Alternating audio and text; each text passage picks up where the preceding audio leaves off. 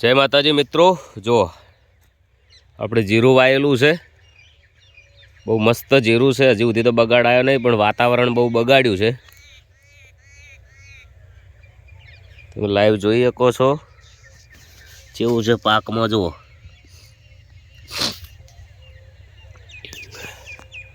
હજી 10-15 દિવસ તો ઊભું રહે, 10 દિવસ જેવું।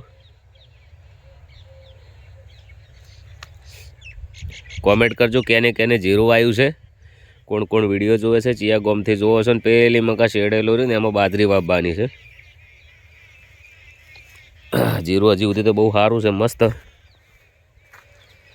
અને વળી ફેર કાતરા જતા રહ્યા હતા, પણ ફેર આવી ગયા છે।